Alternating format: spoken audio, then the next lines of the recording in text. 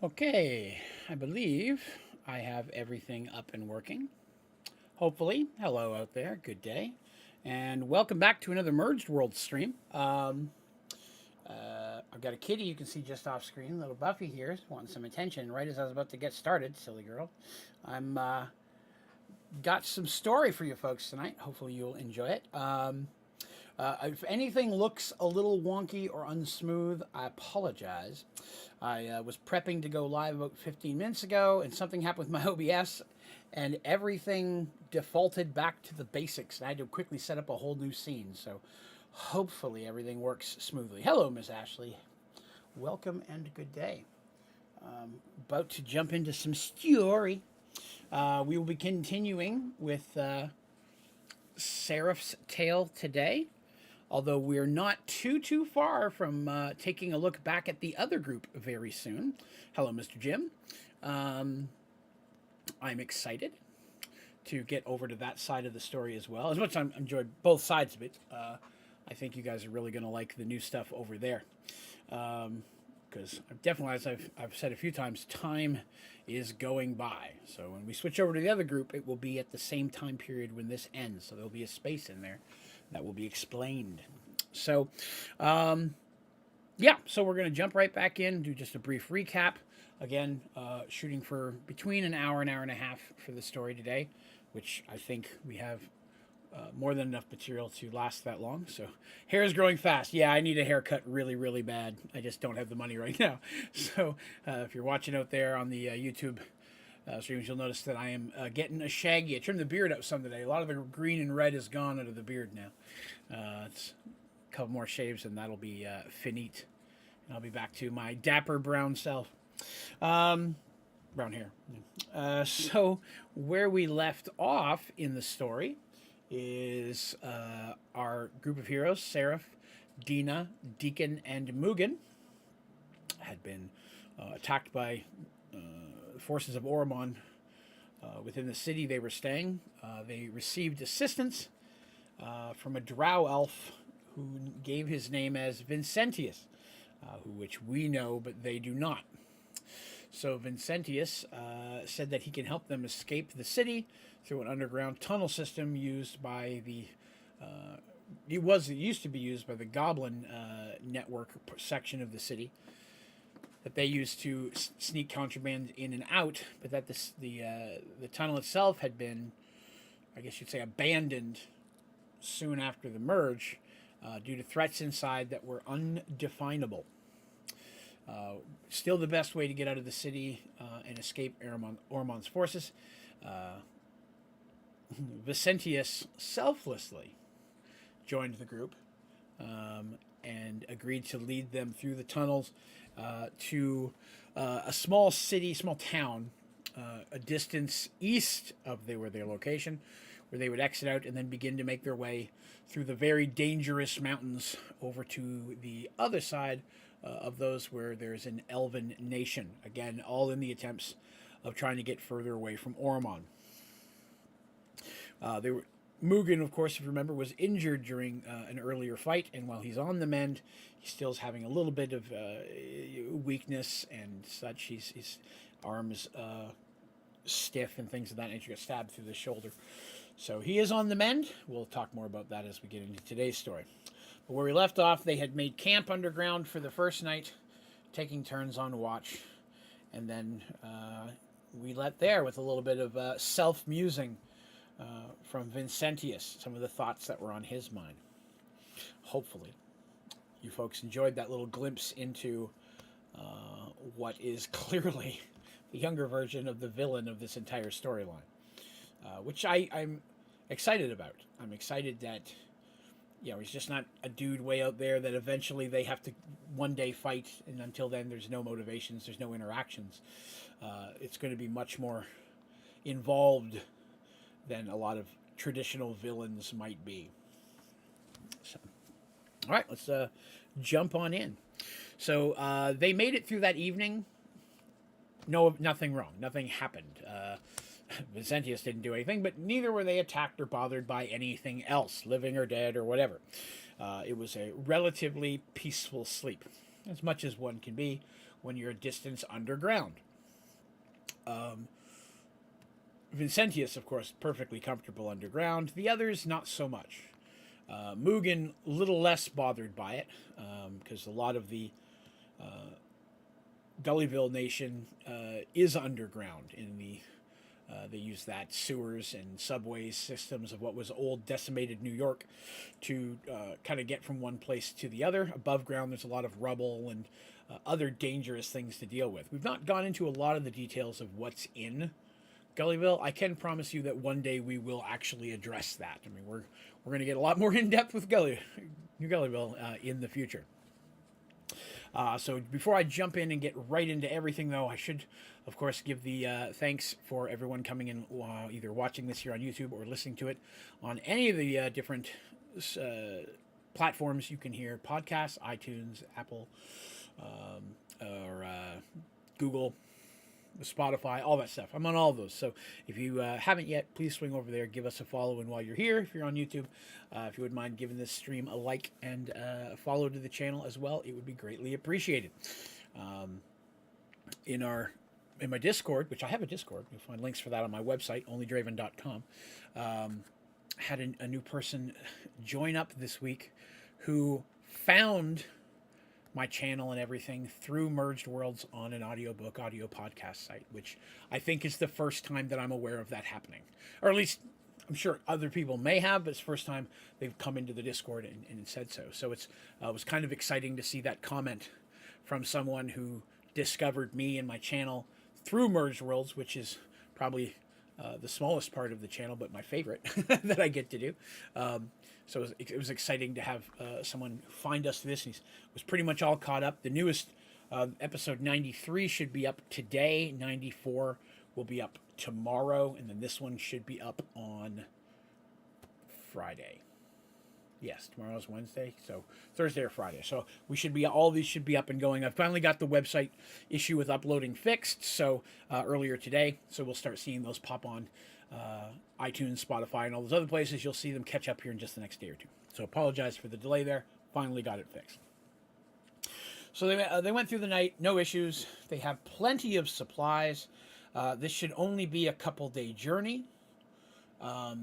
In fact, in many ways, it's faster than traveling overland, right? You don't have to worry about terrain, going in and out of towns and gates, and making your way through cities or windy roads. This is just supposedly a primarily straight tunnel going from one location to another, letting them pop up in a city where Vincentius says he has allies who can help them with additional supplies for their journey through the mountains. So they get up and they get on and they continue going east. The tunnel itself, as I've described, is wide enough for 3 people to kind of go through side by side. So it's very spacious, and it's tall enough it's about square, I'd say, maybe just a little bit lower than it is wide, but enough so that a wagon with a small horse or mule could be pulled through there. Again, transporting goods was the original design. And it goes down a ways, flattens off, comes up a ways. They had to go relatively deep, for sturdiness and as well as to avoid any discovery from the legal authorities above back when this tunnel was needed. So, as they've been traveling, as I mentioned previously, they're not running into any problems. They haven't found any things living or signs of living. There's not even really anything in the way of moss or mold or anything like that. It's just very dry and rock. Not a lot of I guess you'd say humidity or condensation, so not a lot of water down here. It's a very dry, I'd say dusty tunnel. Probably the easiest way to describe it. So there's nothing in the way of footprints. They don't see any signs that anything has moved through this area. There is some dust a layer of dust that's going to settle on the ground. That would only be natural as the Earth or the planet does its shifting and shakes and movements, as most worlds are wont to do. So there's a layer of dust, but up until this point, they've not seen anything that would be any type of footprints or anything that would let them know there's anything else down here. As mentioned before, they do have a couple torches out. Deacon has one in the back, and I believe Dina was carrying one as well. And the purpose of that is Dina and Deacon don't have infravision, like Mugen, Seraph, and Vincentius do. So they would have a harder time seeing. So the torch is for them. Seraph is still out front, and sometimes he gets a little bit ahead. So that way his eyesight in the infravision can help a little bit. But if you have infravision and you're around a light source, it just doesn't work. Your eyes have to adjust into an infrared spectrum, which will allow you to see in the dark. Anytime they come across a branch of tunnel, it goes left or right or both, he will stop and let them catch up, and they cross through those areas together. He doesn't stay ahead. He only stays ahead until he sees something of note, and then he'll stay with them until they're a ways past it, Deacon paying extra attention to what's behind them at those times. So they had been traveling for several hours. They would say it's about midday, noonish, 1 o'clock at this point would be their estimate. There's no sun. You're guessing underground, right? They could be way off, but they're not. So it's about midday. And that's when they finally come across the first body. Now, the first body itself they come across is remains, but it's definitely been there for a while. There's no flesh of any kind, muscle tissue or anything. It's just bones and cloth for the clothing, cloth or leather that would have been wrapped on it. And most of that is missing as well. Upon inspecting the body, they find that the bones have been strewn about. So it's not like just a skeleton sitting up against the wall. It's just bones spread over a small section of the tunnel, all within sight of each other. They're not a great distance. But it's almost like someone came around and kicked it, right? And all the bones went flying in different directions. It's not what happened, but to kind of give you a visual of what we're looking at here. They take a few moments to spend time investigating it. This is the first sign of danger. Remember, there's been many years since anything that they're aware of living has come down through this tunnel. So if it has been 18, 20 years like they were told, these may be the remains of some of those people that last came in here to investigate what the danger was or was stopping caravan groups or goods coming through. And upon closer inspection, they learn that they do find that on the bones are not smooth. So there are markings on them that would be,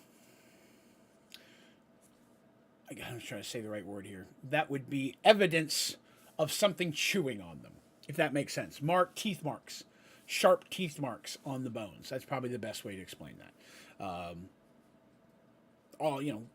Seraph and Deacon, even Mugen would have some knowledge of these type of things, learning how to survive in the world. But Vincentius, of course, would be even better, right? Necromancer. Deals with bones all the time, per se. So they're looking at it and say, yeah, this clearly looks like it's been chewed on. The teeth don't look large. They look human-sized, although they appear to be relatively sharp. Dragon turtle, says Jim Cooper. No, not dragon turtle. Would not quite fit in here. Baby dragon turtle, but no, no dragon turtle in this situation. That's awesome. So they're like, okay, bite marks and sharp, right? They don't appear to be giant, which makes sense because nothing big could fit through this tunnel, that they can think of. An ogre could come through the tunnel if he slouched. And that was likely to have happened at times, so security. More commonly, they would probably use things like bugbears or gnolls, which are also a little bit taller than humans, but sturdy, more physically grunt work kind of thing. More than the goblins themselves, who might be the guides, the drivers of wagons, and so on and so forth. This appears to be the body of a goblin bones, based on what Vincentius is describing. He's like, okay, this looks like that. After they've, they looked around, the leathers and stuff are very decayed, so it's hard to tell, though they appear that they could have been ripped apart as well. It's hard for them to know for sure, with it being as aged down here as it is. Hello, Ghost. So finally, after they search, they don't find anything else new. They decide, okay, let's carry on and see what we're going to. And they travel on, and from here, they don't have to travel far for more bones to start showing up, which again makes sense. Usually it wasn't a single person traveling through here, it was groups escorting goods, or in the last information they have was groups of the goblins sent down here, which could have included other races, to come down here and find out what was disrupting those goods. So they start coming across more demi-human remains. So this is your goblins, your hobgoblins, your bugbears, all that kind of stuff. Maybe even a kobold or two. But it's going to be those races, because that was primarily the races that were in this section of the world pre-merge. So as they're going through, the bodies all appear to be in the same condition. The body and the bones seem to be strewn about, and the bones all have that same... Well, some bones are just straight up broken, but all of them have some type of little markings on them that appear to be sharp teeth. As they're searching around, they get to an area where they're, again, searching and trying to see exactly what's going on. They actually start finding, mixing around with some of these bones, weapons, metal that would not have gone away, right? So they're going to find things like probably swords, daggers, demi-human style, right? Oops. Hold on one moment here. I apologize, Wi-Fi. Your message, I tried to approve it, and it got deleted by mistake. But I did see it, Wi-Fi. Hello, welcome. So they start to find other things, buckles from clothing and things like that, maybe buttons from pouches. They even find some coins and stuff mixed around on the ground. So they don't believe that whatever attacked these people were coming after them for wealth, because they didn't take any of the weapons or money or anything of that nature. The metal is still perfectly fine. No one really says anything about that when Vincentius just naturally scoops up the coins and starts putting them in a pouch. You know, he looks at him, he's like, well, what are they going to do with them? And they're like, okay, well, yeah, it makes sense. He's not really stealing from the dead. It's not like a grave robbing kind of thing. Eventually, if any goblin comes through here, they're going to take it anyways, but he does scoop up the coins, be like, yeah, no sense wasting. So they continue to find bodies of that same condition. And as they're looking through them all, it's hard to figure out what went on, right? Trying to figure it out, and Seraph muses that aloud. He's like, I wish I knew what happened to them. I wish we had an idea of what we were looking at here. And Vincentius kind of smiles and says, all right, well then, let's find out. And he kind of picks up off the ground a skull, and it's clearly an orc skull by its shape and design. And he takes it and he kind of sets it down on a little bit of a ledge. The rock isn't completely smooth. He finds a place he can kind of set up about chest height. And he takes some things out of his pouch. He takes out some type of what looks like a paint, like a tar-like paint, although it's kind of red. And he begins kind of tracing some symbols on the skull.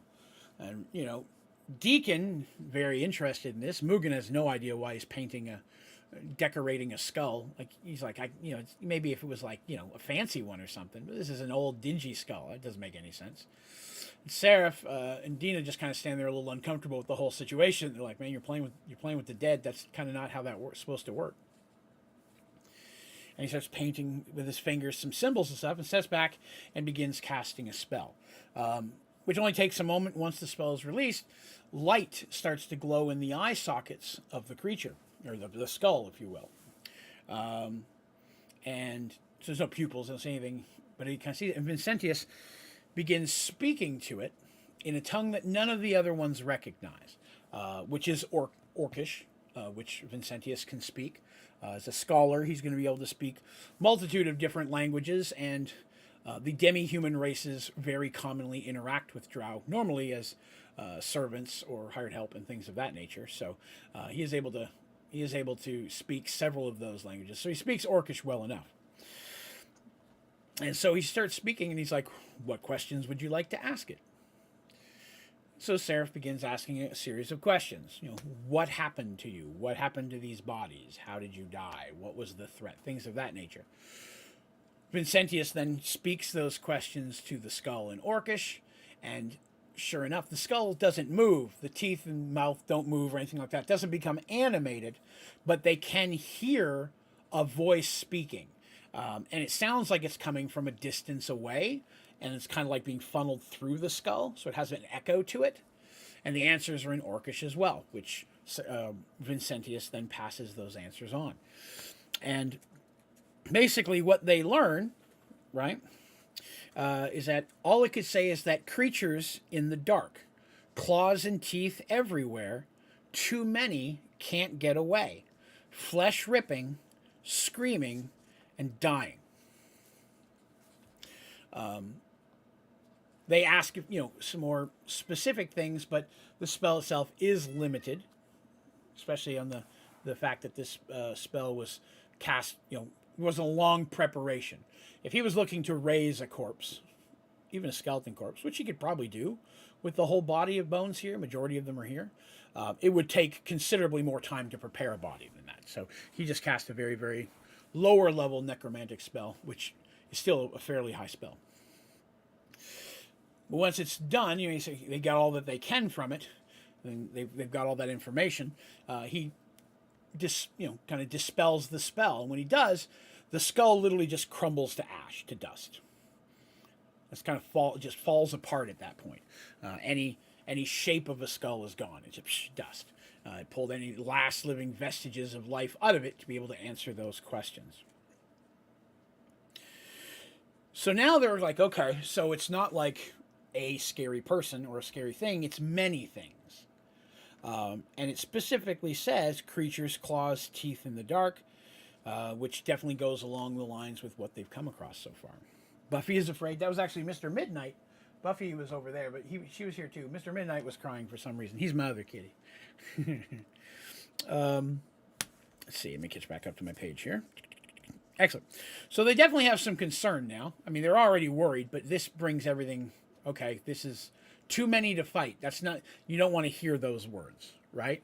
Because from what they know, the groups of goblins and orcs and such that came down here was a much larger group than they are, of the 5 of them. Granted, they have probably considerably more skill and power than those that were sent down, but still, it only goes so far when you're facing too many. From this point on, they're traveling with their weapons out. Now there's more concern. What's down here with them? Is it still down here? Been 20 years.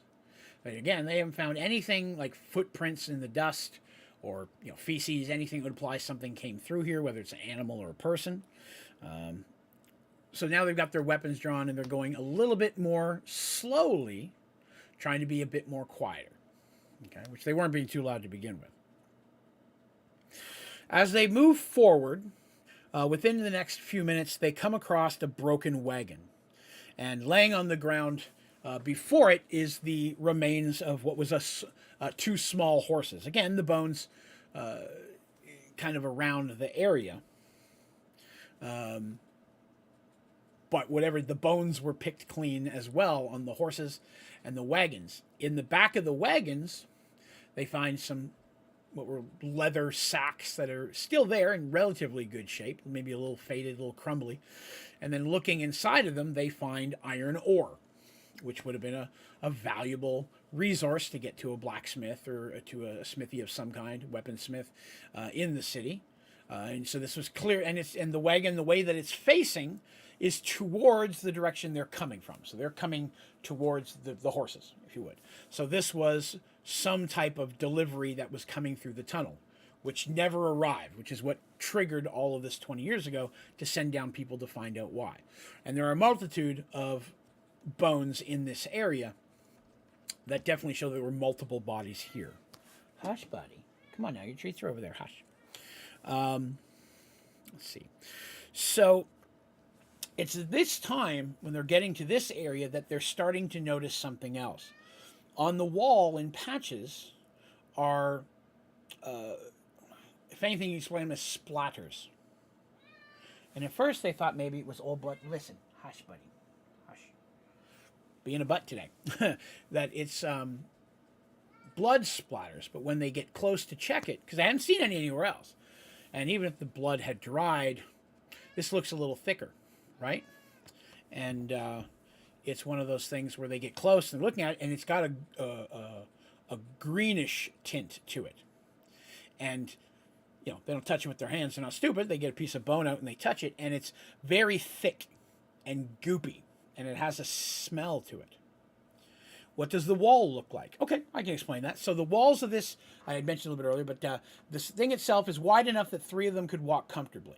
It's not quite as tall as it is wide, but it's roughly square cut, or rectangular cut, if you would.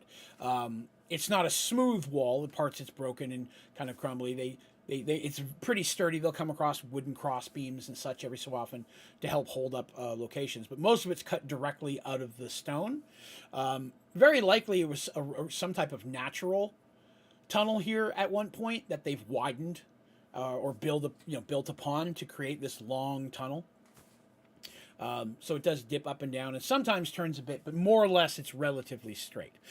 The walls are mostly smooth, but occasionally they'll come across a piece that's broken off because over time, as the world and the Earth ships, a piece may fall down. They haven't come across any actual collapses yet, but occasionally a piece will have fallen off the wall, and that's where he set the skull. There's a broken piece, and he was able to little notch they could set the skull up on when they were talking to it. So they come across this stuff that they can only consider green ichor at this point. It's goopy of some kind, and Vincentius and Deacon both begin talking about it. Neither of them have ever seen anything like it. They're like, okay, it's obviously some type of residue. It's definitely not from the blood, anything like that. And Vincentius takes time to get a pack out and unroll a leather thing, and inside of it are tucked little sturdy glass test tubes, and he uses a little tool to scrape some of it into one of them and caps it and such, because could have magical properties of some kind, and he doesn't want to leave that behind. This is very common, something for wizards to do. You can't just carry around a pouch of test tubes, they'll smash. So having a piece of leather that rolls up, kind of like someone would slip their tools into, and then roll it up, would be the same type of thing. Unrolling it would have different tubes, and sometimes the tubes themselves are ceramic, or even metal, depending on what. Deacon and Seraph can see, inside of this, there are different types. He'd used a glass one for this, but there are different types. He's got metal ones, he's got some that appear to be wooden, some appear to be ceramic. Again, different types of materials based on what he's trying to gather components of. Liquid or goopy would probably go into this type of thing. And he probably has some small jars as well. He could put powders or flowers or whatever things he finds that he wants to get. Again, very common for a wizard to carry something of that nature if they come across something out in the world that could be harvested for spell components, or just magic item components, potion components, anything that's component based or of value. But he hasn't seen any of this, and of course, not knowing what something is makes it potentially even more valuable, right?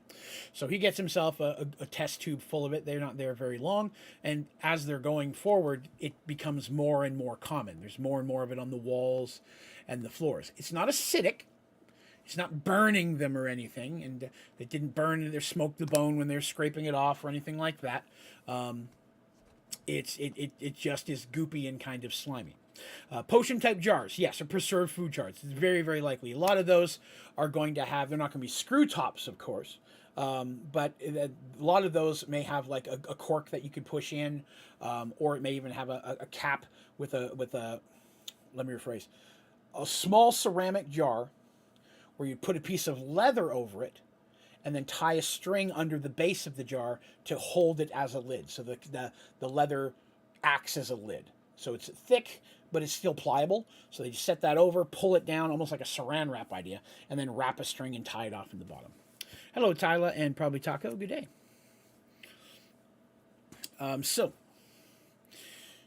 Moving forward. So different things. Again, he's going to have several different types of containers based on what it is he's trying to save. Something like that is more for gathering and taking back more than using. If he had something that was a spell component he needed for a spell, he's not going to go through all the trouble of tying the thing off, taking the leather, accidentally spilling it, casting a spell. This is more for the gathering of items, which then he may have to go home. If it's an herb, he has to dry it, right? Turn it into a powder or something, or leaves. So there's a lot of different types of things that can be done depending on the resource that he's gathering, right? Whether it could be bone, bone dust of something. They find a dragon bone, and there's a little piece. He sticks it in one of those jars, puts a leather thing over it, makes it a little more airtight, so other things, bugs and stuff, can't get to it in the meantime. Well, thank you very much about the beard. Most of the red and green is gone now. That was from Christmas. My beard is half red, half green, as is my hair, but it's slowly growing out.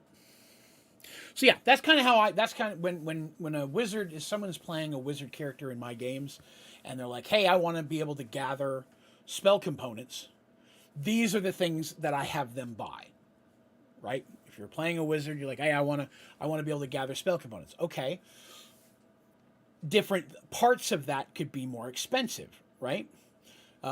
It could be, hey, the leather piece of leather with tucking it in could be pretty cheap, getting ceramic jars. But then when you start getting to the glass ones and the metal ones, or even some very, very expensive, right? You could have one that's made out of ivory or something like that, or bone itself. Maybe there's a type of resource out there that will eat through anything but bone, so they got to put it in bone for gathering. So they would say, hey, I want some of this type of thing. I want to buy some of these, and glass being expensive. I mean, it just really is. Okay, give me just 1 second, if you would, guys. Bear with me one moment. Sorry, 1 sec.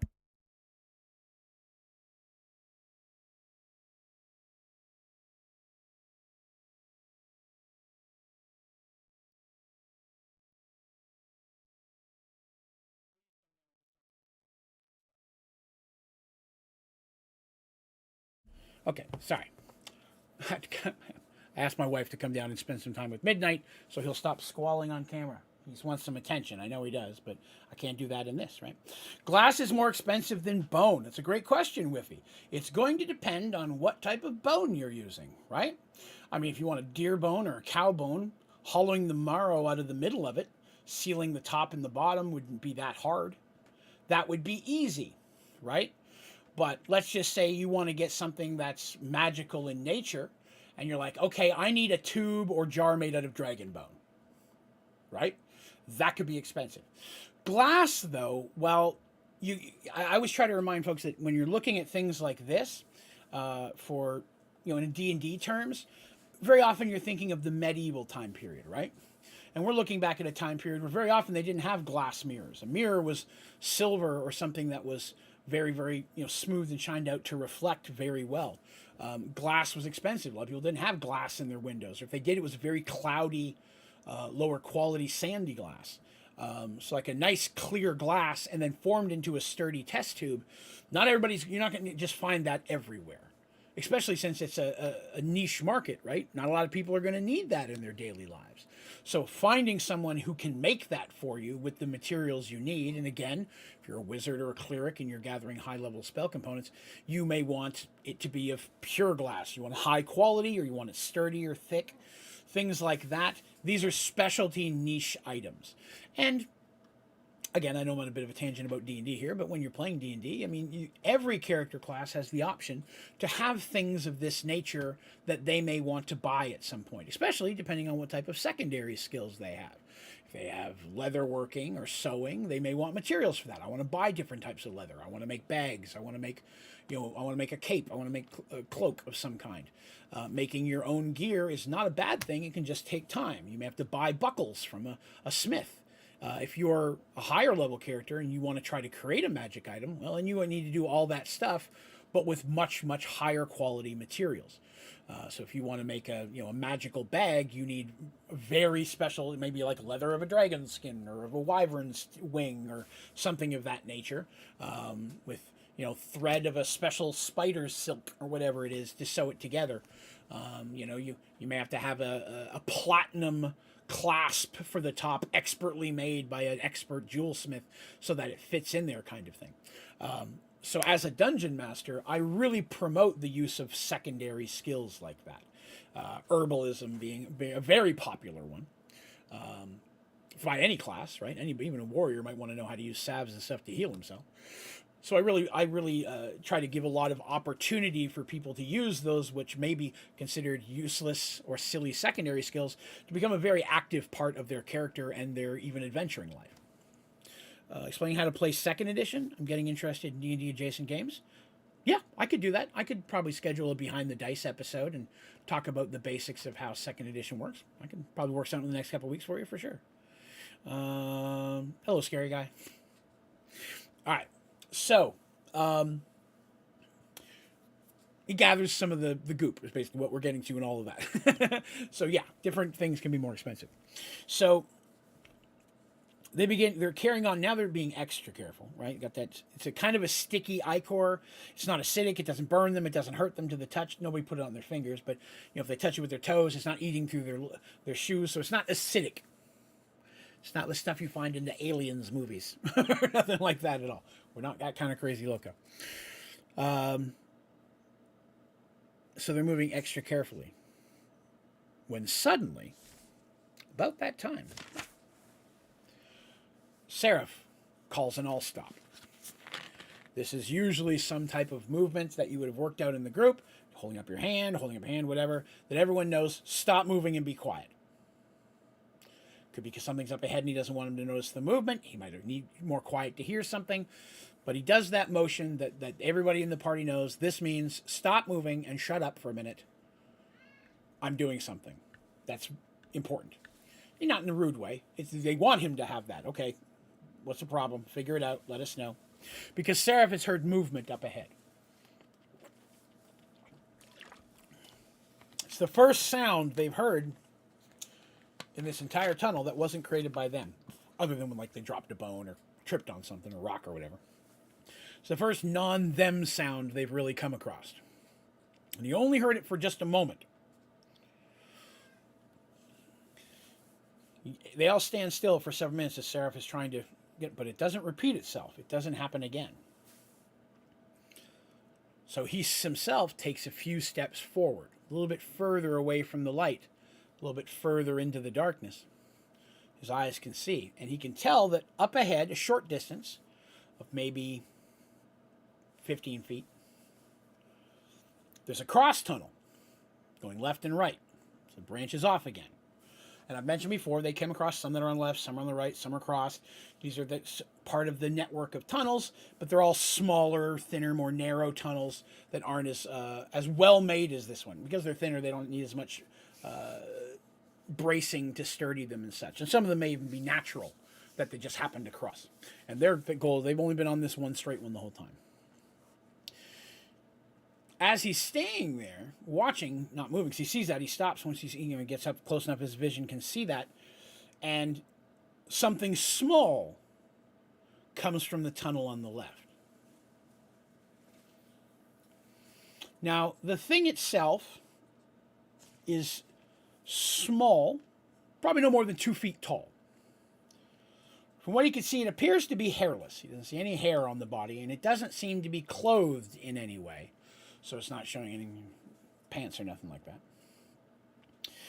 It appears to be grayish in color, and its head seems a little bit bigger than it should be for the size of the body, which is very, very thin.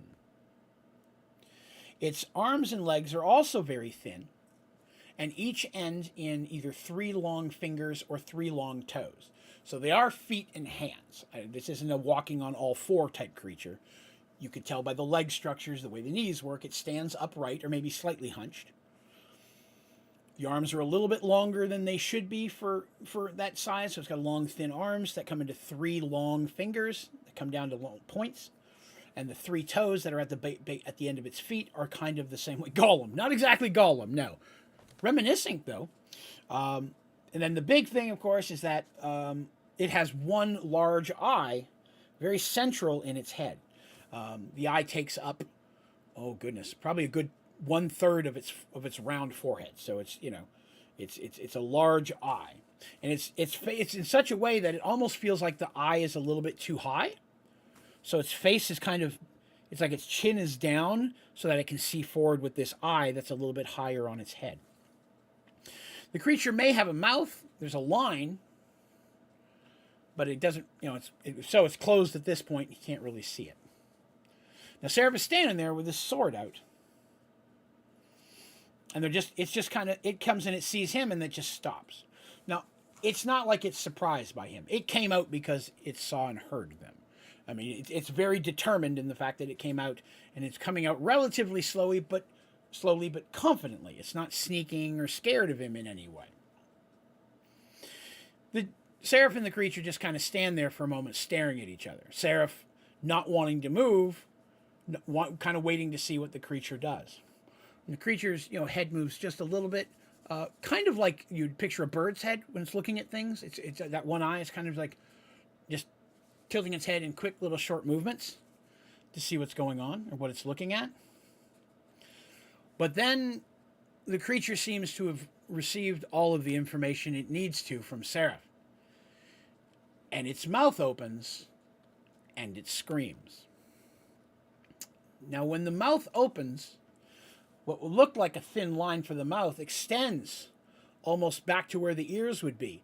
So when it opens up, the mouth opens unnaturally large. Whole section of its head kind of opens. And it doesn't move up so its eye goes up. The jaw just comes down further. So like the eye stays, remember I said the chin's tilted down. This flaps down way more than it should, almost like the bottom of half of kind of thing. And Seraph can see not one but 2 rows of sharp pointed, almost saw-like teeth on the bottom and in the top of its mouth. And when the thing screams, it's a very loud, shrill noise. It's unintelligible, animalistic. It does not sound like a language or a word that can be communicated.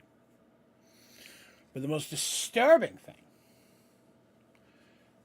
is almost instantly, more screams can be heard from further away. Seraph knows this is not good and calls for his friends. We've got to go. Quickly, we must move forward. If they obviously heard the scream, and at this point they see it moving, okay, it's already screamed now. Everybody starts moving forward. Seraph turns back just in time to see the creature leap at him. The creature barely moved its leg. It didn't hunch down. But even though it barely moved, it hurls itself forward at an incredibly fast speed, almost unexplainable. It just forward. And luckily, Seraph's instincts, being as fast as they are, just instinctively swings with his sword and cleaves the thing clear in 2. But as he does, he feels the thing's blood splatter on him. And looking down real quick, he can see the same type of greenish goop that they saw on the walls and floors up until this point. And the screams start echoing through the tunnels. Seraph has no time to lose. He yells to his friends, we have to go, fast. And they start running down the tunnel. I said there's a branch left and right. The sounds are coming from both. And sure enough, they're barely past those tunnels before the first couple of creatures come running out of both sides, probably one first, and start running after them.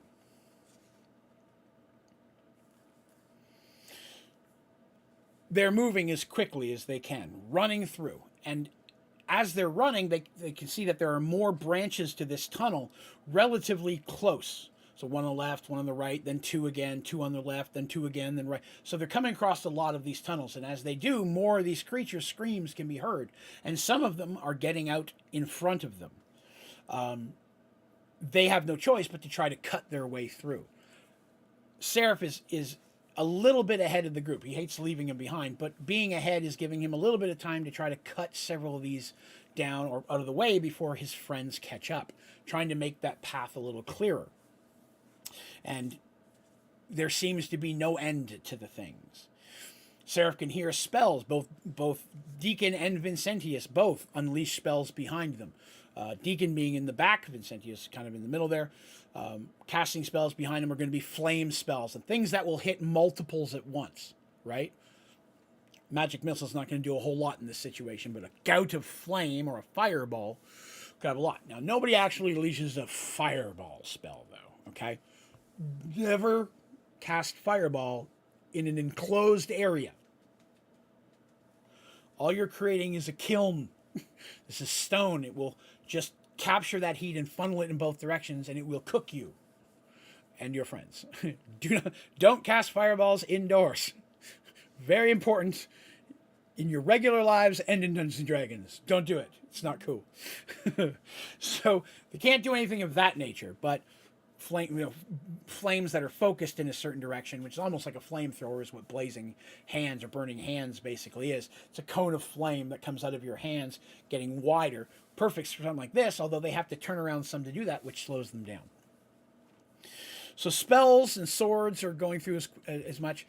The only one not really fighting is Mugen, who is his hammer. His warhammer is a two-handed weapon, but he's primarily right-handed, and that's the side he's stabbed in. So he at this point has kind of got his arm tied up almost in a bit of a sling to try to rest that. All he has is his free hand. So he really isn't in a situation to start wailing around with the hammer if he can help it. So he's just running.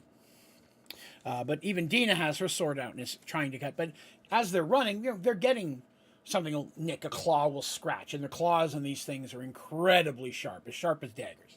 And so they're getting these thin slices and cuts. So fine are their fingers at cutting that they could clearly cut meat in slices off a body should they wish to, which they do. It's not just it's a So they're running through this, but they're easily can see how they could become overwhelmed. Seraph feels a pain and looks down and see that one is latched onto his leg and literally stabbed its claws in both sides of it. He reaches down, grabs it, and rips it off his body without stopping, because he's cool like that, and just kind of throws it as hard as he can, and it hits the wall and almost explodes. Kind of like you'd imagine a big bug hitting a windshield. Blurt. He's got a lot of force behind him. He's a strong dude. And this thing's bodies are actually pretty fragile. Like, any hit of a blade cuts right through whatever. Granted, they have very good quality weapons, all of them. Vincentius doesn't have a weapon. He's not a melee fighter at all. Remember, I said he wasn't carrying a staff. Probably has a dagger in there, but dagger's not going to do a whole lot in this situation. So he's all spells and throws, while Deacon is kind of a combo of both. They're making their way through, running, and Seraph is growing very concerned at not only the numbers of them, but he can hear his friends. Even through all the noise, it's a very focused sound. He can focus, and he can hear that Mugen is breathing heavier and heavier, and that he can hear that it's becoming labored. He knows that Mugen is getting worn out. He's not in top health right now.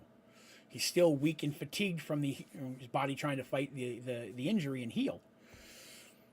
They're in a bit of a bind. So, fearing his friends getting lost to this large group, he begins trying to look for options. Now, he's been running for a short period of time now. He's been fighting, as I said, and less of them are appearing in front. And he hasn't seen a branch off in another tunnel for a minute or so. Right? As they're running. And more are falling behind him, and he has to slow his pace down to not get ahead at this point. And so he yells back to both Deacon and Vincentius, "Can either of you bring the roof down?" Right? Can we get all these things chasing us blocked behind us? Can either of you bring the roof down? Vincentius, slightly out of breath himself, he is a mage after all, but he's also drowsy, yells he can. Yes, I have a spell that should be able to do that. That moment, Dina's forced to cut down another little dude that was finally because they're running and they're trying to get past Deacon, and things are fast. Remember, they don't run as much as they jump and hop very, very quickly. Vincentius says, "Yes, I can with a spell." And Seraph's like, "How much time do you need?" He's like, "I'm going to need about a minute." Seraph's like, "Then you shall have it." And he stops and steps aside and lets everyone run past him. And as, Dina and Mugen go through first, Dina at this point is now ahead enough that she's not directly being attacked. Most are behind them. And so she's helping Mugen as much as she possibly can. Deacon passes as well, although turns around ready to support, and Vincentius gets right past him, turns, and begins casting a spell. Doesn't hesitate, just gets back and begins casting the spell. Seraph walks forward towards the things, right? I should say wades forward, because they're already there. It's not like there's a space. And got two swords drawn at this point, because remember, he switches between two swords or sword and shield. He's been running two swords for a while because he lost his shield early on, so he's been dual wielding swords at this point. While his father primarily uses two swords, Seraph actually prefers sword and shield, but can fight dual wielding when he needs to. And so he stands in the center of that tunnel, right? I said 3 people could stand side by side. If he puts his arms out, his swords will touch both sides of the wall. And he basically becomes a blender. He just, anything that comes through, he's just slashing and cutting at it. Even with his speed and skill, a couple are still going to get through. And that's where Deacon is. Deacon's in there at this point. Anything gets past Seraph, Deacon is cutting down, making sure none of it gets to Vincentius, who's casting his spell. Seraph is getting cut and slashed, and you can feel parts of his clothing getting somewhat ripped. Remember, they have basic, some fairly good quality light armor on. But even that is getting cut by these fingers somewhat. It's wearing through. And teeth, occasionally he'll feel something bite on. He's got to cut it or shake it off. And he's just chopping as much as he can while Deacon's behind him getting the stragglers through. Vincentius finally finishes his spell, and he hears, the last word of a spell is very often an exclamation point. It's at that last syllable is the release of the energy. It's the finale of the spell. Not all. Some spells can be actually, you have to whisper. It depends on the spell. But many spells kind of have that big hit at the end, that big emphasis. If you watch any type of movie or fantasy and you hear that, you're going to see that happen, even though I don't know if they ever really plan it that way. Most actors in films will do that. The last one has the big last blast. And even people writing in the stories and stuff, a lot of times the last syllable's written in all caps. It's just that last syllable or last word really is that exclamation point that bursts the spell from whatever type of spell it is. Deacon hears that, knows what that means very easily, and begins backpedaling as well to get back behind Vincentius. Vincentius casts his spell and then begins backpedaling himself. This isn't a spell he needs to control. He has cast it, and now he wants to get out of range of it. So he starts moving backward as quickly as he can, turning and such. Again, he's a mage, he's in robes, not as fast as some of the others. Deacon cries out for Seraph as well. Seraph is kind of stuck. He can't turn around. He literally has tens of, I'm not going to say hundreds, it's not that many, but tens of little bodies jumping at him at a time. Luckily, they're limited by space as well, with no end in sight. These things are coming at him. And so he starts trying to walk backwards as quickly as he can, but he hears a cracking in the stone above him and crumbling, and even under his feet, he feels a bit of a shake. So the spell itself is causing almost like a small concentrated earthquake, is the visual effect that you can kind of see, an audible effect that you hear. The spell actually does something different, which we'll talk about later, but that's the effect it's having in this situation. And so that cracking noise happens, and he can start to feel dust and crumbles as that rock is shaking, right? And cracking above him, dust and things starting to come down. Even the little creatures seem a little bit startled by this now, and the loud noise of the crack has startled them, which gives Seraph a moment to turn and begin running. At the exact same instant that the ceiling collapses. With a huge crack noise, the ground just begins to tumble. And it tumbles a short distance away and then starts coming towards them, right? He targeted the spell at its maximum range. He wants time to get out of it. Vincent doesn't want to die. He knows he can't kill Seraph. There's no official rule saying he can't die. We haven't really touched on that yet. Sure, his future self came back, but now they're altering things, right? He knows that whatever happens, he can't stop Seraph from dying, but he has to watch out for himself. And everyone else here, Deacon, Dina, Mugen, he doesn't know if they can die or not. Sure, Deacon's come back from the future, and he knows that. Because remember, they know that. If you're wondering how, it's the night that Serenity got attacked by undead. Man in the Hat showed up. And the real elder Vincentius was there. He was the one who was attacking the city, and it was when Man in the Hat shows up that very much dispelled that spell, that Elder Vincentius then fled. The only one who saw Elder Vincentius was Tevin, if you remember. He was trying to get to where Draven was. A lot of callbacks here, but giving you an idea. But he knows, just because he came back from future, that's coming from a past before changes. What happens if I die now? That's going to be in his head at all times. And something that Elder Vincentius would have warned him about. Listen, I'm here, but if you die, I might disappear. I don't know how that works. You know, I'm not that experienced with time travel. It's not an everyday thing. So you have to be careful. You're changing things the way we want it to be. We all are. That's what our group, that's what we're doing here. You, me, his evil drow uncle, remember, working with him, who raised him.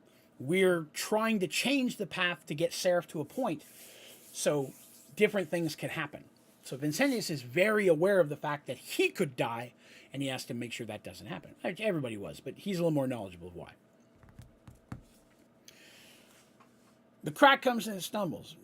Dina and Mugen are well ahead at this point. There aren't any more of these creatures coming from ahead of them. Enough so that they were able to stop. The loud crack startled them, but they got a good head start. Deacon comes running ahead. They hear Dina was running with her sword and her torch, because I said she had a torch out.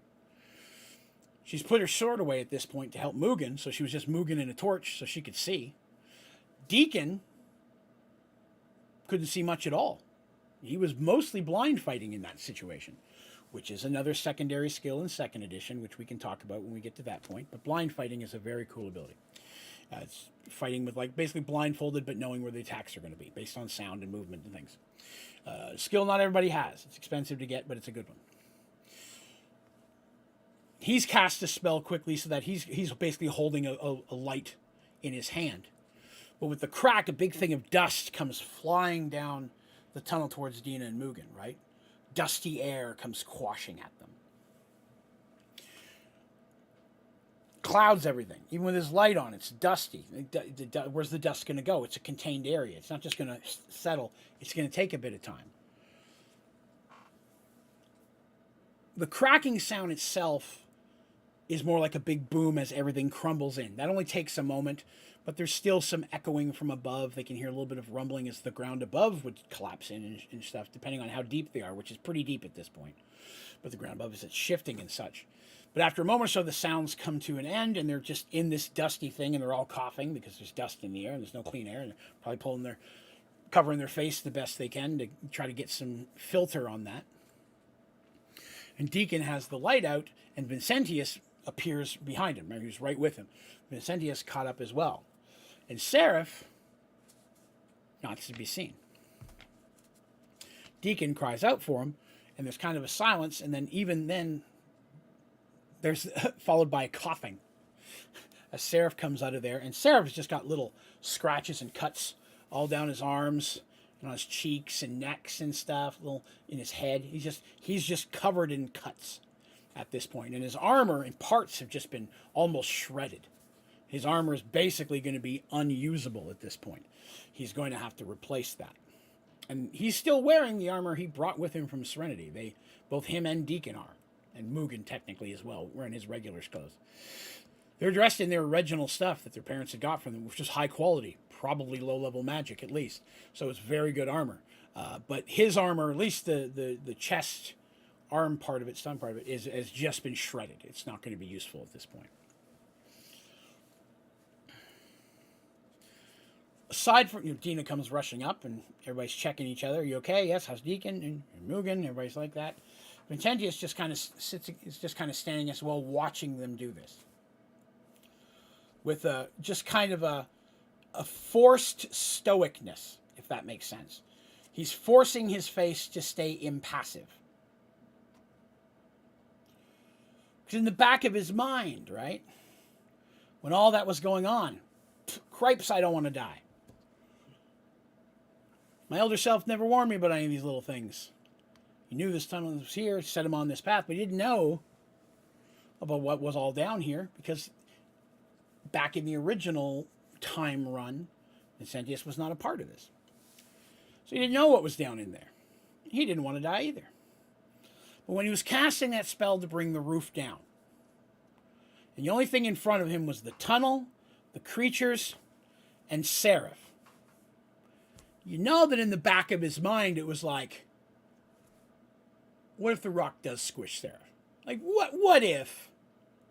What if I do that? I'm sending it, even if I'm doing it the right way, he's in the middle of combat, he might not have been able to make it.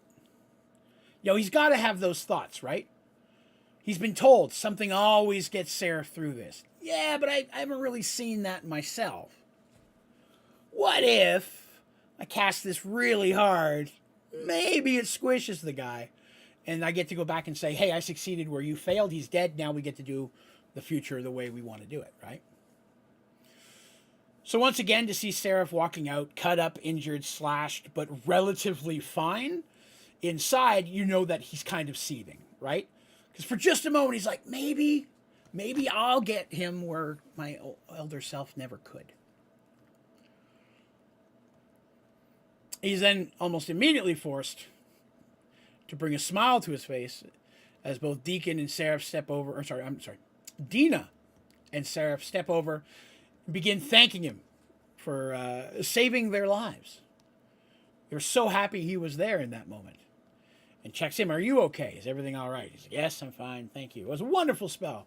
Oh, that was perfect. It was close, but we were able to get there, so on and so forth. Everybody's still armed. They're ready to get going. They don't want to hang out too much in case any of those things slip through. But enough rock fell that they don't even hear any sounds of them. Many of them had to have gotten squished. Tyler asks, have they been to the future, or is it just the future has come to them? Okay, great question. So, 2 things have come back in time. One of them is Elder Vincentius, and the other one is Elder Deacon. Those are the 2 characters that have come back. Seraph could not. Deacon basically said that when he was explaining to Mercy and Darsh and Dandy and Artemis why he was there and what all of this was about. He's like, Seraph could not come back. Didn't give a lot of reasons why, just said could not. And so Seraph sent him. Actually, Seraph and Artemis sent him. He made that clear as well. But he said primarily it was Seraph that sent him back. Now, an interesting point of that conversation that no one ever asked me about, oddly enough, and I never brought it up again, but I'm going to do it right now. He mentioned that Seraph and Artemis sent him back. Well, if Seraph was fighting Elder Vincentius for centuries, means Artemis was there too. Because he's an elf. She could live that long, right? So at least in the future where Deacon came back, Artemis was still alive. However long it was, right? He didn't quite give a specific time period. Was it centuries? Was it, thousands of years at that point? It was a long time is all he said. But yes, so those are the only 2 that have come back. And the only reason they know about this is because Elder Deacon told them that. They know that Elder Vincentius is out there, and that what he's going to try to do is to poison Seraph's path and get him to make the wrong choice when the day finally comes that Seraph has to play the game of gods that's currently going on, the wager between Omniana within itself, Omnion and Anyata, to determine what is the most powerful force in existence. Is it chaos or order? Seraph's choice will basically determine the winner of that game. And it's been implied that he made the right choice the first time, but he never said which. Deacon never told him what choice that was, whether it was chaos or order, or what the question would be. But Seraph will get to that point, one way or another. Is basically what Elder Vincentius has told the younger. There's nothing you can do to kill him, to keep him from getting to that point. Existence just won't let that happen. I've tried, time and time again. So all the knowledge they have is from Deacon at this point. You have a little bit more through Vincentius because we've spoken about what Vincentius is thinking and some of the run-ins of him when he sent his younger self forward. So you got a little bit of that. But these guys here have no knowledge of it at all. Right? The other group of kids know about the game and Seraph's path now and what's going on because of Quintius the magical artifact they're carrying. But Seraph and Deacon know nothing about that. All they know is they're here trying to save Dina, and now they're just trying to keep her safe and maybe find a way back to Serenity if they can determine if that's safe or not. That's their whole focus. Get away from Oromon, get her to somewhere safe. Vincentius, though, may have other plans. He forcibly accepts their thanks and appreciates their assistance. Or was happy to help and thank you for giving me the opportunity to do it. He's trying to be, it was a teamwork, yes. I would have never had the time to do that if it hadn't been for your amazing swordsman skills. Phenomenal. I'd never seen a man move so fast. Which isn't completely bluster. He saw Sarah fighting Oromon a little bit when he jumped in to help. But what Seraph was doing here was a step above even that. It was literally keeping a force of tens of hundreds of little dudes from getting by. And he was just all arms and swords. And he was casting a spell, but he could still see that. And it's impressive to see someone do that. He's heard about it, but he hasn't seen Seraph in action very much at all. He has seen him a couple times, though. He's happy to be part of the team, working together. But, my friends, we should move quickly. We don't know if there are more of these ahead. And I'll be honest, I don't think I'd be able to cast another one of those spells. At least not without a long rest. They agree. They're like, okay, cool. I agree. Yeah, let's get away from here in case there's other ways around. So they get going forward. And as they're going, they're not running because Mugen is exhausted and breathing is difficult in the dusty tunnel. It's going to take a little while until they get beyond that. But they are making their way. Ooh, got fuzzy. They're making their way forward as quickly as they can. Weapons to the ready, prepared to go.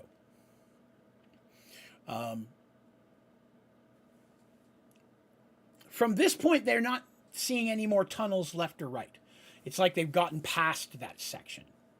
And they haven't come across any more bodies or any more signs of that green ichor. All that stuff, they ran past that. So they're believing that that group of broken off tunnels back where they were must lead to where these things nest or live or something along those lines, and that they may not be all the way through the tunnel. They're still cautious because they don't know for sure. But they don't see any more signs of those creatures as they're moving forward, or signs of the creatures killing anything this far through. All right, let's see. Let me catch up here. As part of the team. There we are. All right, I have a little bit of reading before we move into the next spot. Whatever the creatures were, there appeared to be none on this side of the cave-in. They saw no signs of them, and the area was no longer covered in green ichor. I forgot I wrote that part, so I'm reiterating. Still on their guard, they forged ahead slowly, making frequent stops to allow Mugen time to rest. They hadn't seen any more of the branches to the tunnel until and it had become just a single path going on into the darkness. They traveled in silence. The weight of the world was, ironically, directly above them, making all but Vincentius uncomfortable. Because Vincentius is the only one that spent considerable amount of time underground, the big majority of his life. Everybody else, that pressure, that weight, it will get you, even if you're not claustrophobic. Once again, they set up camp in a small alcove clearly designated for that purpose. So they eventually get to a spot where there's like a little cleared out area to the side. This is a several day trip. And it was back when the tunnel was first designed. So there's areas you could pull your wagon off or you could rest for the night. And sometimes they're just used to get out of the way as another shipment may be coming the other direction, right? So they find one of these, probably an old fire pit set up there. They have stuff that they can burn. They got magic, so they can make a burning fire. They don't really do that much, though. It's a very small one because they don't want smoke in an enclosed area. But they find an area like that. They decide to make up camp. It's been several hours without any signs of those little things chasing them at this point. Added to their watch, where they're going to have someone keep watch at night, both Deacon and Vincentius both cast spells of warding on the area. So they're literally saying, okay, if anything moves through here, we're going to be alerted. Several spells of warding on different sides of the tunnel from both directions. They're being extra cautious this time because they have a little bit more knowledge of what the threat is. Now, I skipped it. Here we are. I missed the part. Here we go. Now, to their relief, the night passed without incident. According to Vincentius, they should come to the tunnel's end late that day. So they slept through the night without a problem. Got a good night's rest, ate, drank, healed, whatever they need to do. Seraph takes a few swigs from the special flask, waking up the next morning looking mostly completely unscathed, which again, Vincentius getting a good look at that for the first time, but knowing about it. Probably knows about the flask and Seraph's need for blood. He knows all about that stuff. First time he's really getting to see some of that stuff. And you could sure he's watching for it. He's taking mental notes. He's been raised knowing this man is his enemy.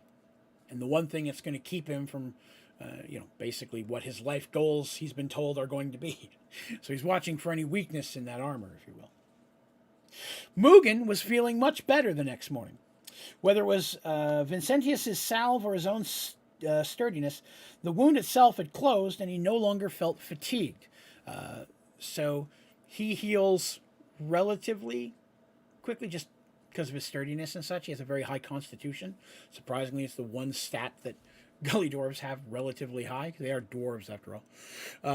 So the wound is, still sore, but it's not infected. It's cleared. It's mostly closed up at this point. And he's even able to pick up his hammer and move it a little bit. He's like, I couldn't probably do a serious prolonged fight, but, in a pinch, I can move it around. And he's not feeling as tired as he was. They've been told, hey, we got to travel one more day's worth. Roughly late afternoon, almost to evening, we should get to the end of this tunnel and the exit out, which will take us to where we're headed. Now, they had been traveling for several hours when they came across some serious trouble. Just ahead of them, they could see the tunnel came to a dead end in some type of cavern or cave. They approached very carefully, but after a few moments of watching and listening, realized that nothing living was inside. Now, this tunnel was not supposed to go through a cave. Vincentius knows that. He talked to the goblins. He knew about that. He knew the lay of what they to expect. This cave should not be here. They go inside. The cave itself is definitely naturally formed. And the floor itself is broken and layered, right? So I kind of think about this cave kind of like the inside of a spirally seashell, laying on its side, right? So it's got grooves and gouges, so the when you get into this tunnel, it's not flat. It's like a little cliff, then a drop, then a cliff, then a drop, and it's broken different levels. So it's not a smooth cave at all. Lower in some areas, but still more than high enough for them to walk through comfortably. The big issue is the tunnel did not continue on the other side, right? It's supposed to be a natural tunnel, or this built tunnel that should go the whole way. And there is no exit in this cavern matching the exit that they're coming into it from. What they do notice is from up a little bit higher to the right, the ground is up a little bit higher, water is coming down, almost just like a small stream. I mean, ankle deep. It's not even knee deep. Ankle deep. Just a small water flowing through it.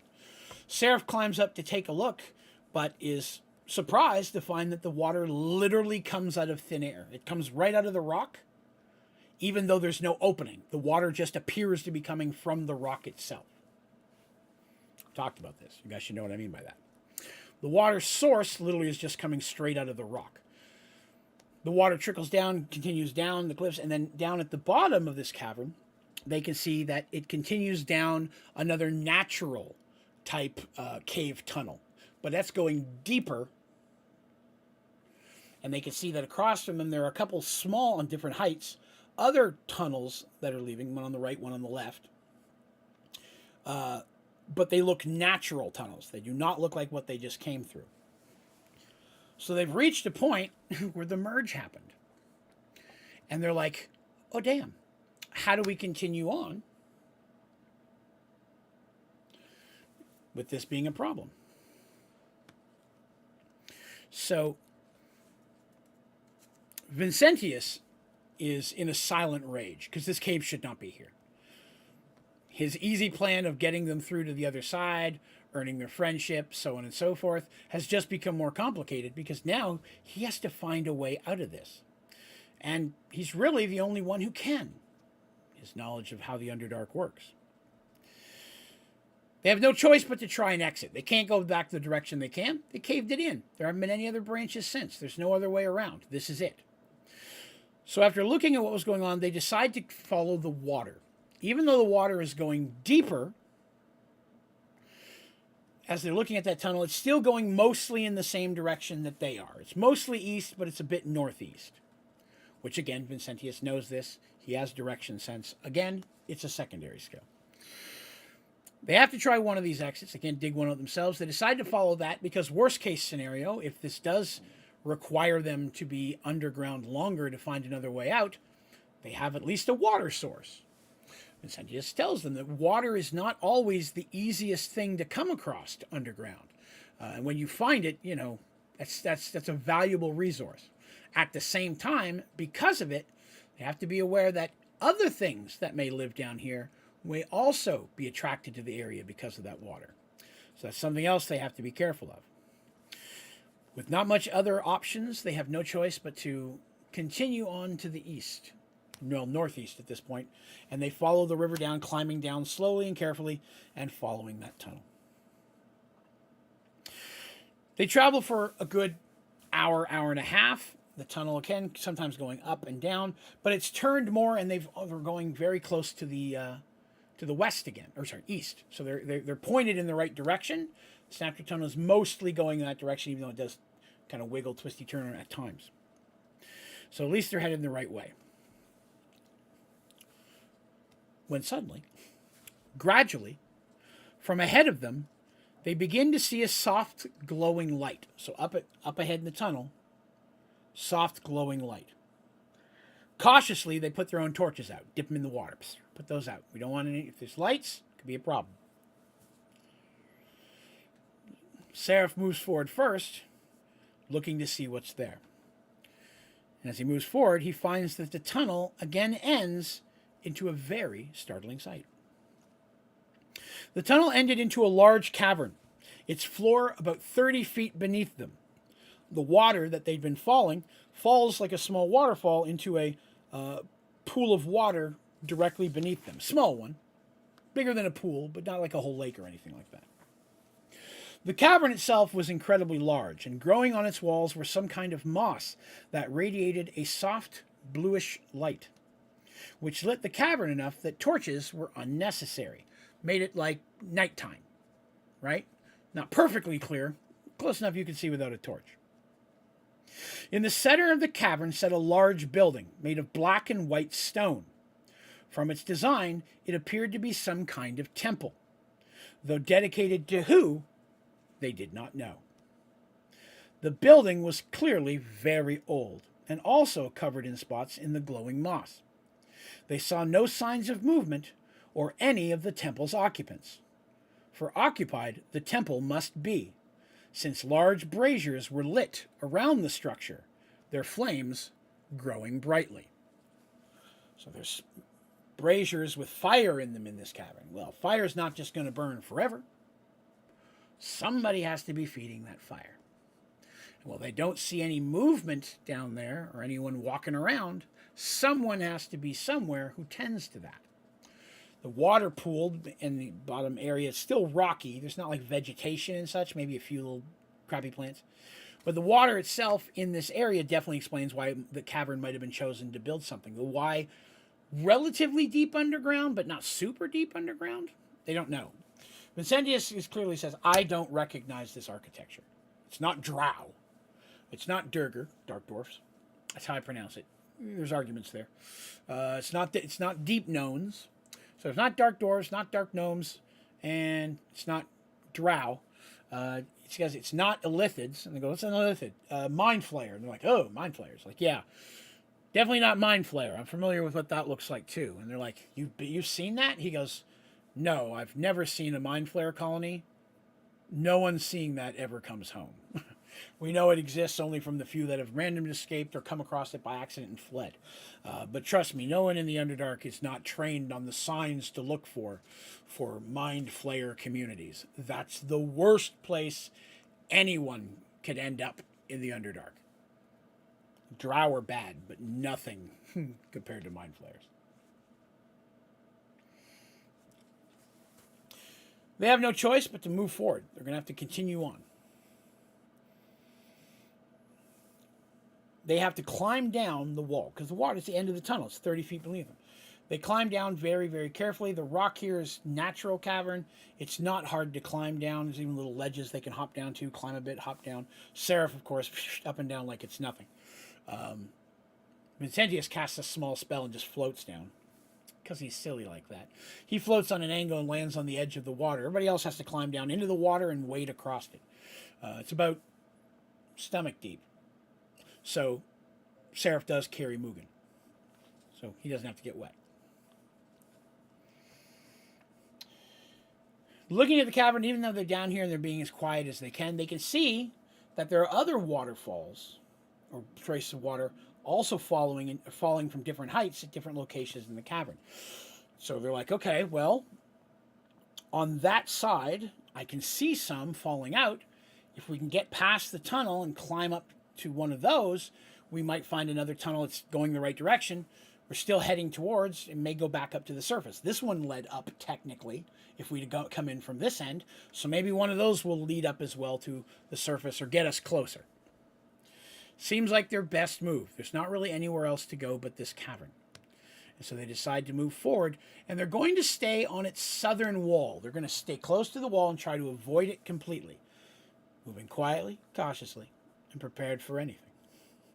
Which is how all parties should be in every situation.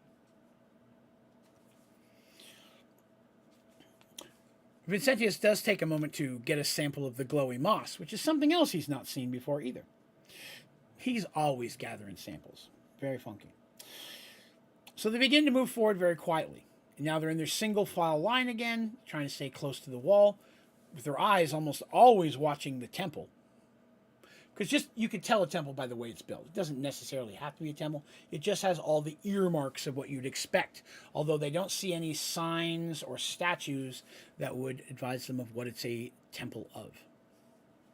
But again, it's very likely from a completely different world than any of them, so it may not be something that any of them are familiar with, right? At its closest point, the way that the temple is sitting, taking the path they are, the closest they'll be to the temple is about 30 feet. Right? So this wall leads, they're going to get that close to it before they can start moving away again, kind of squeezing by a corner of it. That's the closest point to them. Again, they haven't heard any other sounds other than the distant sounds of water falling, because they can hear that from several locations. So that does, in their mind, help a little bit. That's a little bit of covering noise, right? You're not going to have hear footsteps as easily when there's a constant echo of water. And they're very careful not to trip. Nobody rolled a 1 in this situation. It was at that most narrow point, when they were at the closest point from the temple, that suddenly, without warning, all of the flaming braziers flared. So, big burst of flame comes up from all of them before resettling back down. And a noise is heard from the temple, like stone grinding on stone. The friends again begin to try to move a little bit quicker. But eventually, Deacon calls out that he sees movement coming from the temple. Sure enough, a group of robed skeletons, which are holding some type of staff-spear combo, are flowing out of the temple in several locations. Some of them moving to catch up behind and some moving to be in front of them. Vincentius sees undead. Now you can imagine his thoughts are, ha! Something I can deal with. And Vincentius says, hold while I cast a spell. Like literally, hold. I got to stop for a minute. And he begins casting a spell. And basically what he's going to try to do is try to take over the undead. The hope is that he's more powerful than whoever it was who created them.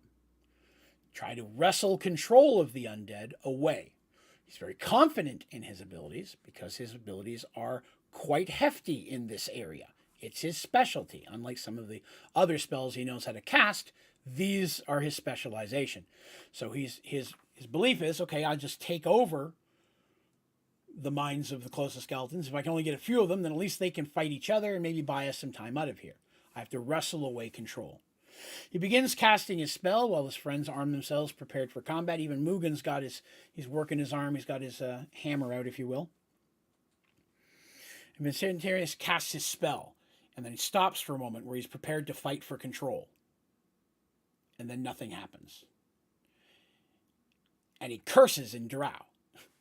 None of the other people realize that's what he does, but he curses in Drow. I should totally come up with a word for that. And he turns and tells them, and Seraph goes, "What is it? What are they?" And Vincentius yells back, "Run!" And they're like, "Whoop, okay." Like, that's all they needed to know. He said, "What are?" He goes, "Run! They're cursed dead." Now, to the rest of them, that doesn't mean anything. But to Vincentius, it means a lot. And so he says, "This is not something I can deal with. We need to go. We have to get away quick." And so you can imagine the 5 of them are now just balls to the wall running as fast as they can towards the direction they were headed. Now, by this point, they can see one of these waterfalls is a little bit more built. Okay? So there's stone. There appears to be a stone well around it. And there are stairs that go up, hit a little landing, and then turn around and go back up that lead to that. So this was some type of entrance or exit tunnel where the water is, this larger of all the waterfalls, is coming out of. And so that's their targets, the closest one to them, and it's heading east, the direction they want to, at least the opening appears to be. So they'd already determined now this close, like stairs. Okay, sweet. If we can get on the stairs, it's a lot easier to defend from the high ground, if you will, Anakin, on stairs. So they start booking it. Now, they move as quickly as they can, but unfortunately, because of the way that the temple was set, some of the undead do manage to get ahead of them. And it doesn't take long before they are forced into combat. A couple of skeletons, literally just jump in front of Seraph, and Seraph just busts right through the first couple before having to melee the others. And they get into a fight, right? It's a regular combat. Now, they're still against the wall. They're using that as their benefit, keeping the skeletons from encircling them. And at this point, there appears to be between 25 to 30 of them. No more flowing out of the temple that they can see. So there is a limited amount, which helps, unlike the last one. And skeletons, they can break. Vincentius is again back to casting spells, what he can. Being a necromancer, he knows what's going to work best. Again, fire works well against skeletons. An interesting point, for those of you who may not know this, certain weapons work better against skeletons than other weapons. For example, a hammer, mace, or morning star does way more damage to undead than a sword or a dagger does. Bladed weapons are designed to cut flesh. That is their purpose, to stab you, to puncture something, to cut you deeply, to bleed you out. That's what blades are for. And a blade sharp enough can cut through bones, maybe even break it. But you get a war hammer, a mace, a morning star, even a quarterstaff, a blunt object will shatter bones. There's no meat blocking it now. It's just blunt on blunt. So when playing D&D, or most fantasy things, a blunt weapon is going to be more damaging towards an undead that does not have flesh. Or, I guess, something living that doesn't have flesh. Although, what that might be is escaping me at the moment. I'm sure there's something. So, they're in combat, right? And Seraph's strength with his swords allows him to really break arms and bones and maybe even chop a head off with his swords. The others don't have quite that benefit, but they're still using very good quality weapons and doing what they can. The hardest one in this situation is going to have a problem. Again, Vincentius is using his spells, so he has no melee. But Dina has only been learning to use her blade. And you being a smaller, pointy, stabby weapon, that's kind of what she's been taught to fight with. It worked the best with her for her experience, size, and skill level. So she's going to have a much harder time fighting any of the skeletons than the rest of them are. Vincentius lets out a blast of what looks like of air ahead, and it blasts through and it hits 3 of the skeletons, and the bones literally just blow apart. He's like, it's almost like a shock wave that just shatters the bones from however they're being held together. Deacon, of course, casts a spell here and there, but he's mostly melee fighting. Now, they're making good time, if you will. It's a hard fight, but the skeletons aren't overwhelmingly skilled. Many skeletons are not. You have to be pretty high-leveled undead to have good weapon skills. They move stiffly, but they're just as deadly. Weapons are still sharp. They still cut.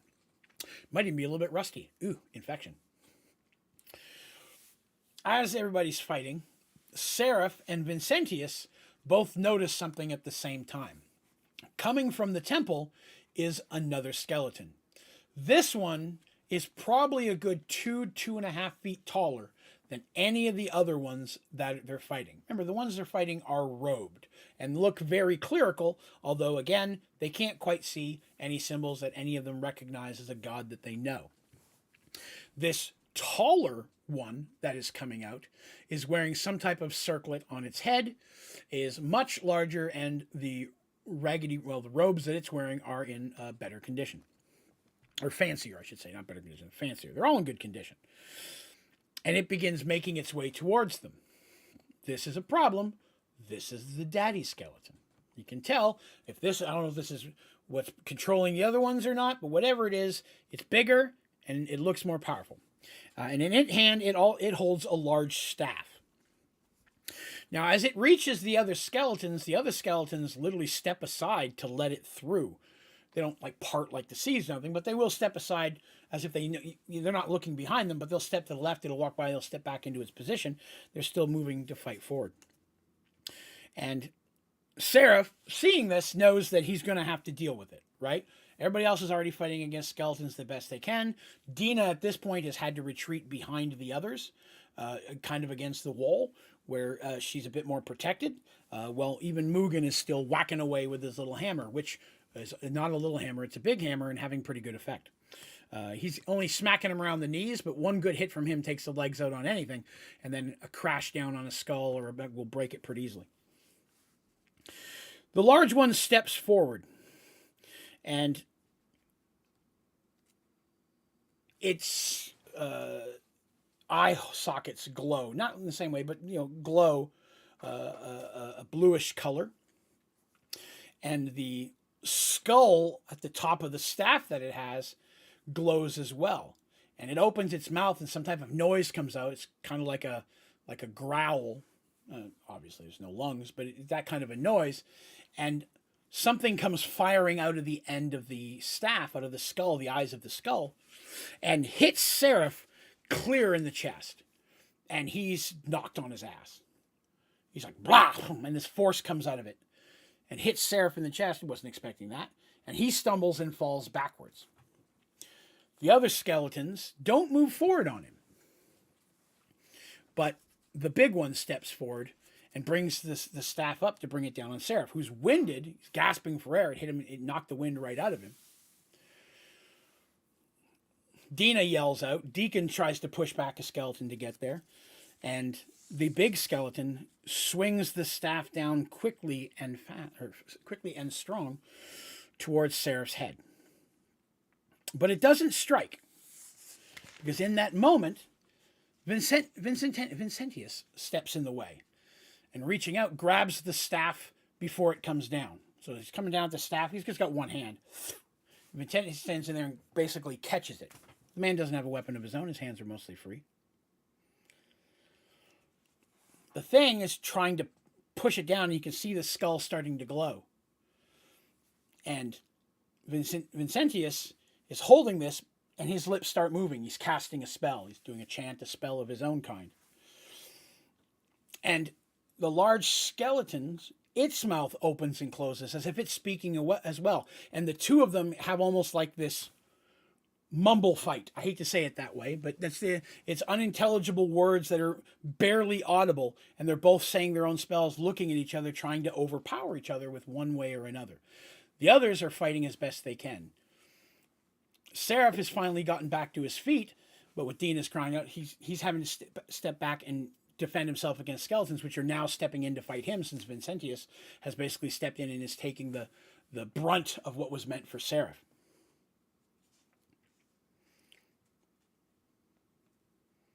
Deacon has Dina tightly behind him as he's been pushed back against the wall as well. And Seraph manages to knock a couple skeletons away and fight next to them. But he has to find a way to get to Vincentius. None of the other skeletons are fighting Vincentius. It's just the big one in Vincentius. And neither of them are moving. The big skeleton's not even moving its other hand. It's just literally holding the staff and it's glowing. It's like he's trying to cast something at Vincentius. And Vincentius is either casting a spell back or a spell to block it. They can't tell. They don't know anything about what he's doing. But he's sitting there. But as they're watching, Vincentius his hands are starting to shake, and they can see the staff is slowly moving closer to Vincentius. Vincentius, again, is a mage. He's not super, super strong. This skeleton is pushing it closer to him, and it appears as if the skeleton is winning. Vincentius is struggling to overpower the priest, but he can feel his legs getting weaker. He knows that whatever caused this priest, because that is what it is, into this state was something powerful, and the priest was very powerful in life. The eyes on the skeletal priest begin to glow brighter, and he starts in a loud cracking noise, or loud, his voice begins to go louder, the skeleton's does, and Vincentius feels his strength beginning to fade. It was then that a loud crack echoed through the chamber.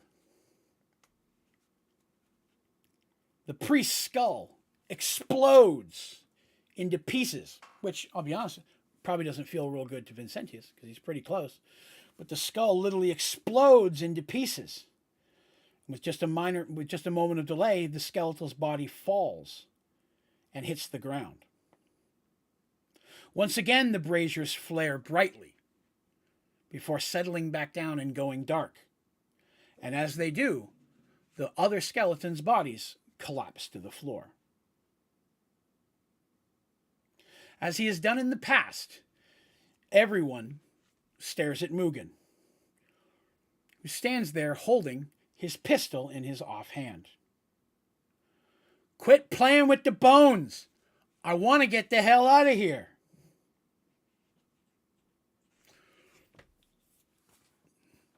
He literally blew its head off. You have to, again, I want to stress the blunt objects on bone that I talked about earlier. Mugen literally is like, "Oh, enough of this." Boom. What Mugen's carrying is not something most forces in this world is used to dealing with. And he can't use it often. It's not the fastest thing to reload. But he's very good at aiming the thing. And it doesn't matter how magical you are. A large blunt object fired heavy at your head is going to have physical damage. And in this situation, when it's an unprotected bone, it shattered it. Unsure if there are any more threats inside or what else may happen, Seraph quickly urges the others to move fast up the stairs into the above tunnel. If they can get up there, they'd be in a much better defensible position.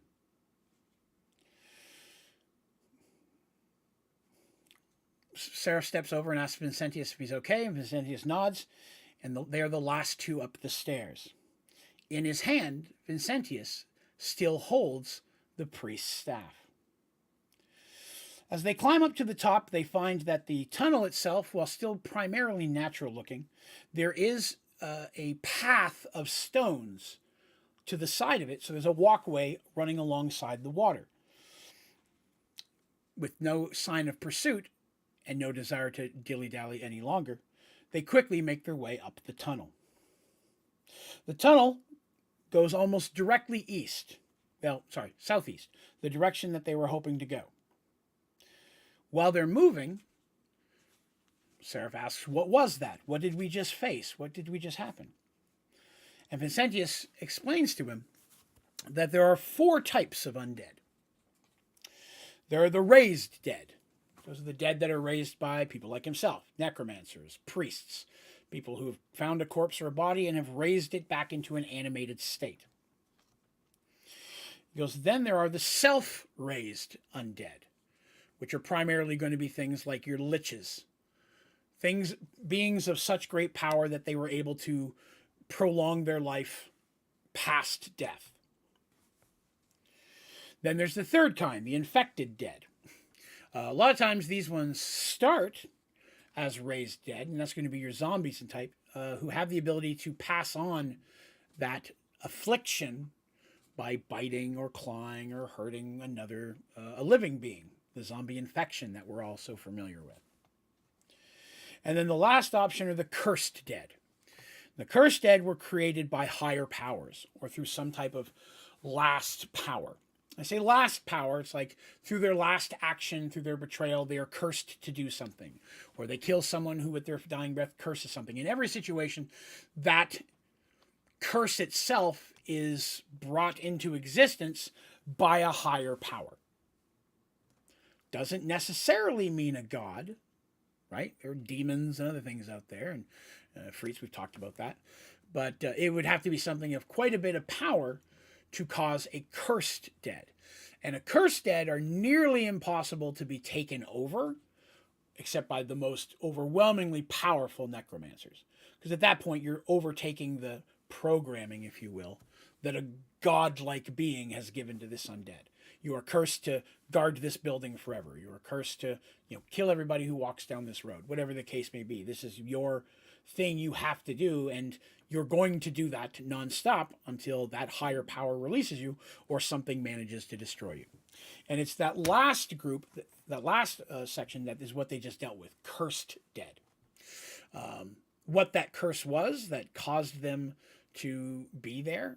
Curse being a word I want to stress, not always evil. You can almost consider them blessed dead at some point, where someone is a god or something is using them to protect a holy site. It could have been something of that nature, but it still this comes down to the same thing. They're cursed to still live beyond death by a higher power, a non-necromancer wizard, but an actual higher being. Now, of course, some cursed dead are some undead are more powerful than others, and some are even harder to control. Seraph says, "You kept its staff." Vincentius looks down at it and says, "Yes, this, whatever it is powerful. It's some kind of conduit. I've never quite seen anything like it. I'm hoping with time I might be able to unlock its uses." And they can see that it's a wooden staff, and at the top of it, what looked like a skull turns out to be carved. So it's not an actual skull, but it's like a wooden skull that has been decorated with some type of like metal covering. So it almost looks like a silver skull, silver whitish or ivory skull on the end of the staff, but it's all one solid piece. Now Vincentius is very interested in this staff because Elder Vincentius has never mentioned a staff of this nature. So it may be that he just found something that he never found in the original timeline. And what benefits that might give them, he has yet to quite figure out. Only knowing that this is very powerful. He could sense that the moment he put his hands on it. They continue up the pathway for about 30 to 40 minutes, when they're surprisingly come across the goblin tunnel again. This path crosses right across it. They find the tunnel, continuing the regular direction. Overwhelmingly pleased to see it, they get back on their original trail and continue directly east towards the exit. They travel. They've been slowed down. They've run into a bunch of stuff. They're not on schedule. So they travel much later into the night than they normally would, all determined to finally get to the end of this blasted tunnel. Growing weary but determined, they finally come to the exit. At the very, very end is literally a solid wall. But they expected it this time. On the wall next to it is a very large stone wheel, gear type wheel, with a metal handle on it. Normally, something large like an ogre or multiple people would have to turn this wheel to open the door. But fortunately, they have a seraph. So Seraph puts his hands, begins turning it, and even for him, it's a strain. But as he's pushing and turning, a grinding noise hears, and the stone in front of them literally slides to the side. Now, he only opens it up enough for them to get through. He doesn't need it wide enough for a wagon, which it could go. But he manages to get it open enough that they're able to get outside, and they step out, overwhelmingly happy to see the sky above them. Turning and looking, you can see that the tunnel itself, or the entrance, is built into a small stone cliff. It's almost like a big hill that kind of comes out of the ground. Or it's obviously on the ground. And on one side of it's like just like a broken, natural-looking cliff. The door, when closed, would just look like part of that. But now they're finally out, and of course, not too far away in the distance, they can see lights from the nearby town that they expected to see near the exit. The town where Vincentius said that he would help them get additional supplies and assistance getting through the mountains, which are a huge mountain range that they can now see from where they are. Past that village, they can see the silhouettes, even in the dark, of just a massive mountain range going left to right both directions, right? Or north and south, technically, they're facing east. So they can see this massive mountain range, and they know that hopefully safety from Oromon and whatever else will be on the other side of those mountains. Hoping to find a more comfortable place for the night, they head towards the small town. That is where we'll be stopping for today. So, today was very combat heavy. I don't have a lot of episodes of that nature, but sometimes it happens. But several specific things happened today that may seem small now, but maybe more important later. And some of you hopefully will remember those, and we look back and be like, but now there have been several situations where Vincentius has fought side by side with them, and they very easily consider him an ally, which is Vincentius's primary goal here. To let them, so that they see him as a friend or ally, part of the group, someone who will help them and fight by their side, even though it was situations he hadn't quite expected. That mission, at least the first part of it, has been successful. What comes next, the next step of his plans, well, we'll find that out in the next episode. Because the next episode will be the last part of the Seraph storyline for a little while, before we step over to the other group. So hopefully you'll be looking forward to that. So 2 weeks from today, we'll be doing the last part of this current storyline and stepping into the other group for something I've been planning for a very long time. Very excited about that part. Miss Ashley Cooper says, excellent story as usual.